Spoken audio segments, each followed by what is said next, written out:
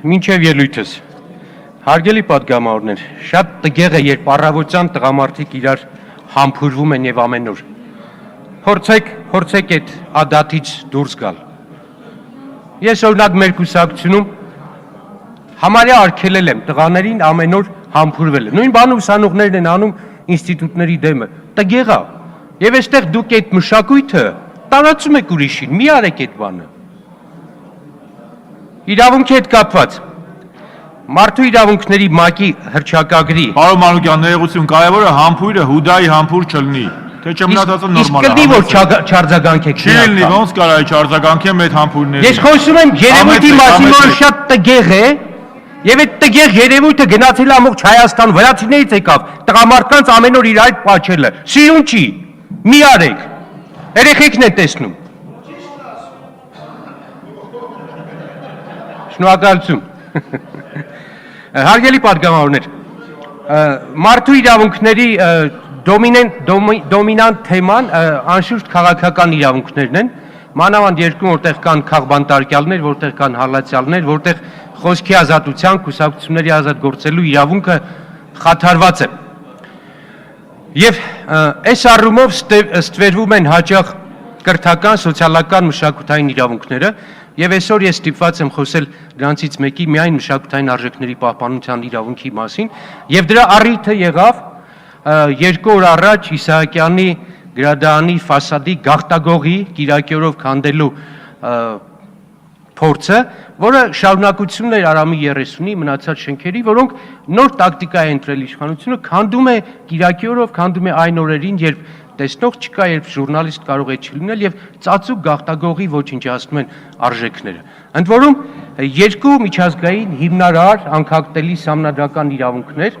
կոնվենցիայի ֆիքսում են այդ իրավունքը մարդու եւ մեր օրենքները նույնպես ֆիքսում են մարդկանց քաղաքացիների մշակութային արժեքներին շփվելու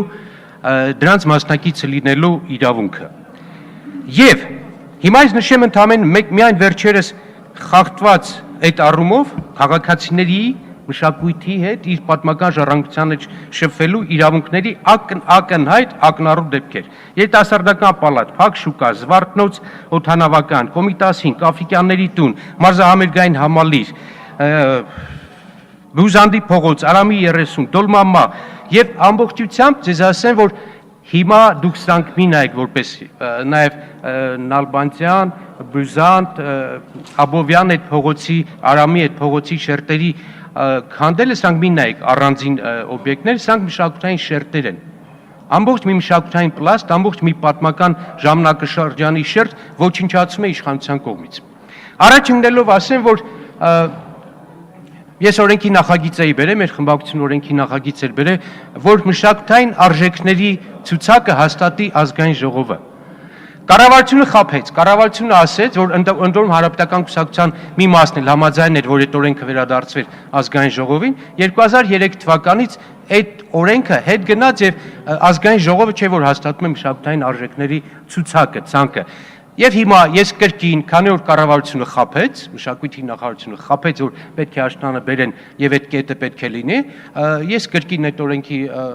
նախագիծը շրջանառության մեջ եմ դնում եւ եթե հանկարծ չանցավ, սա շանտաժ չհամարեք, ես փորձելու եմ սկսել մշակութային արժեքների փրկության քաղաքացիական շարժում։ Ներգրավելու եմ բոլոր ճարտարապետներին, մշակույթի, հասարակական գործիչներին փրկելու Երևանի, Հայաստանի պատմական մի քանի մնացած մշակութային արժեքներ։ Ձեզ տեղյակ բան, որ հարյուրավոր մշակութային արժեքներ ուղղակիորեն ոչնչացվել են կառավարության եւ քաղաքապետարանի նախաձեռնությամբ, հաճախ գաղտնի։ Գիտեք, քաղաքական բանտարկյալներ, հետապնդվողներ, ինչպիսին ասենք այսօր Շանտն է, Վարդգես Գարպարինն է կամ Գևորգ Սաֆարյան, մի տարի հետո կամ 10 օր հետո ազատ են արձակվելու եւ ինչ որ բան կարող է վերականգնել։ Այս դաշտում մշակութային արժեքների վերականգնումը անվերադարձ է։ Ես ձեզ 3 դեպք պատմեմ, որոնք բարբարոսության գնահատականի են միայն արժանի։ Ուրեմն Սևանի ճանապարհին Դավիթ Բեջանյանի 20 մետրանոց հուշարձանը այս վիճակում է, ամբողջ բրոնզը պոկված է, չկա ոչ մի այլևս այս հրաշք գեղեցիկ կոչում էր գործը հավերժության ժապավեն, բայց ժողովուրդը ասում էր բարի ճանապարհի հուշարձան։ Եվ այս հուշարձանից արդեն 7-8 տարի ոչինչ չի մնացել։ Իշխանությունը չի տեսնում սա, կուրացած է։ Հաջորդ հուշարձանը, որ ոչինչ չեն անում, կարծես դիտավորյալ խայտարակ անելու համար արտասահմանցու հետ գնում ես Սևանի մայրուղով եւ այդ տեսնում ես, ուզում ես այնպես անել, որ այդ արտասահմանցիներ, տուրիստներ չնայեն, որ այդ արձանը կերած է, ոչնչացրած է։ Հաջորդ արձանը Տիգրան Արզումանյանի եւ Շիրազի լեռնցիների պարը, Դվինի, այս էլ Երևանի կենտրոնում ոստիկան չի եղել, իշխանություն չի եղել, մշակույթ չի եղել, այս երկու օր կերել են, ոչնչացրել են Զևի արձանը։ Երրորդը նույն Սևանի ճանապարհի վրա Խաչատուր Հակոբյանի արձագանք հուշարձանը ամբողջությամբ ոչնչացված է։ Ինչի համար, որ 5000 դրամով տանեն եւ պղին հանձնեն։ Իշխանություն կա թե չէ այստեղ։ Եվ սրա արդյունքում էս գումարվում է դառնում է, որ Հայաստան տուրիստ չի գալիս։ Խոսել եմ տուրիստական բյուրոների հետ։ 1 ժամից ավել Երևանում տուրիստական 5 Երևան ցույց տալու ծրագիր չկա, որովհետև չունենք օբյեկտ ցուցադրելու որևէ բան։ 1 ժամ է տևում։ Ձեզ թիվ եմ ասում, անցյալ տարի Վրաստանը ունեցավ 6 միլիոն տուրիստ։ Առաջին անգամ ինք ավելի շատ տուրիստ ունեցավ, քանի բնակչությունն է։ Մենք 500,000-ը չենք անցնում։ 12 անգամ Վրաստանը ունի ավելի տուրիստ։ Ինչու՞, որովհետև ունի նորմալ իշխանություն, որը կենտրոնում միլիոններ, միլիարդներ է դնում իր մշակույթը պահելու համար, վերանորոգելու համար, եւ դա մարդ է բերում եւ դա փող է բերում, դա բիզնես պրոյեկտ է։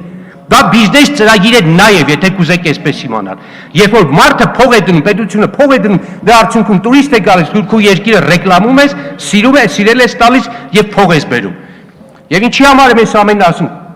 չթվա թե կապված չի սրա հետ։ Ես ձեզ առաջարկում եմ գտնել մի հատ տեղակալ հատուկ մշակույթի գծով։ Մի հոգի իրավաբան, մի հոգի հուշարձանների պահպանության կոմիտեից, այնքան մարդ են դուրս արել։ Մեկին կանչեք, որոնք այս ձևի ելույթների, այս ձևի իրենց պայելու համար դուրս են արել ուղղակի։ Բերեք եւ ես ձեզ խոստանում եմ անընդհատ զանգահարելու եմ ցանկացած մշակութային արժեքի վրա ոտնձգություն անելու դեպքի հետ կապված։ Ոստիկանությունն եմ ամեն ինչ, որովհետեւ կրկնում եմ, այն ինչ այս իշխանությունը այսօր անում է մեր մշակույթի հետ, դա կոչվում է վայրագություն։ Ցեղասպանություն մեր մշակույթի, մեր պատմական արժեքների նկատմամբ։ Եվ այստեղ որևէ մեկը չմտածի, թե սա մարդու իրավունքների պաշտպանության խնդիր չէ։ Ավելին, եթե մենք հիմա խոսում ենք այս պահին, այս սերնդի մարդու իրավունքների մասին, մշակույթի ոչնչացումը, մշակութային արժեքների ոչնչացումը, մեր հաջորդ սերնդի պատմական մարդկային իրավունքի ոչնչացումը իր պատմության հետ շփվելու, պատմության հետ առնչվելու հետ կապված։ Եվ դիմում եմ ձեզ անշուշտ քաղաքականը դոմինանտ է լինելու, բայց մշակույթի պահպանության խնդիրը թող ձեզ համար լինի առաջնային։ Եվ դուք այստեղ երեկվա իմ հարցը որ տվեցիք կամքեր կապած, իհարկե կամքն է պակասում։ Մեր իշխանության այսօր փուշն է պակասում։ Ունենք լիքը նախարարներ, ունենք պատգամավորներ, բայց 20 տարի կարող են նստել եւ մի հատ փշոտ բառ չասել, մի հատ քննադատություն չասել։ Տեսել եք որևէ նախարար, որը մի հատ հայտարարություն անի, քաղաքական հայտարարություն անի, ասի մի ոչնչացեք իմ երկիրը, իմ երկիրը արտագաղթի մի տարեք հուշարձան մի ոչնչացեք։ Ձեզ փուշ եմ ցանկանում։ Կունենաք այդ փուշը, ձեզ կհամագործակցենք, չեք ունենա այդ փուշը, գնացեք կործանվեք ինչպես մնացածներ։ Ներողություն ձեզ հաջողություն եմ ցանկանում։ Շնորհակալություն։ Շնորհակալություն հարգելի բարեկամներ։